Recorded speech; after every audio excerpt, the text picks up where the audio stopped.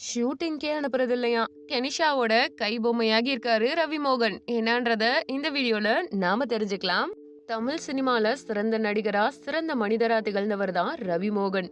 ஆனா சமீபத்துல செய்திகள்ல அவரு ஹெட்லைனா மாறிட்டு இருக்காரு. அதுக்கு காரணம் ஆர்த்தியோட ஏற்பட்ட விவாகரத்து தான்.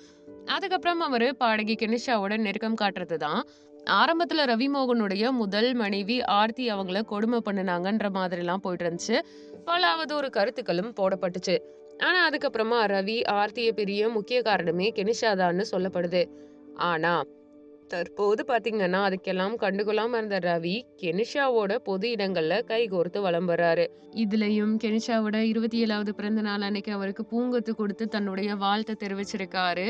அதுக்கு கெனிஷா ரொம்ப உருக்கமான ஒரு பதிவையும் வெளியிட்டிருக்காங்க. இந்த நிலையில ரவிமோகன் பத்தி பிரபல பத்திரிகையாளர், சினிமா விமர்சகர் அந்தணன் அளித்திருக்க பேட்டியில தற்போது வைரலாகி இருக்கு. அதன்படி அவர் சொல்றதுல ரவிமோகனுடைய கராத்தே பாபு அப்படின்ற படம் உண்மையில நல்லா வந்திருக்குதான்.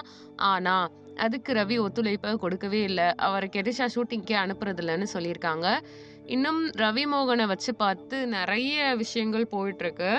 நெறைய ஷூட்டிங் இருக்கு. ஆனா அவர் சரியா வரல. அதுக்கு காரணம் கெனிஷான்ற மாதிரி ஷேர் பண்ணிட்டு இருக்காங்க. உங்க கருத்து என்னன்றத தாராளமா ஷேர் பண்ணுங்க. நம்ம சேனல லைக் பண்ணுங்க, ஷேர் பண்ணுங்க, சப்ஸ்கிரைப் பண்ணுங்க. Thank you.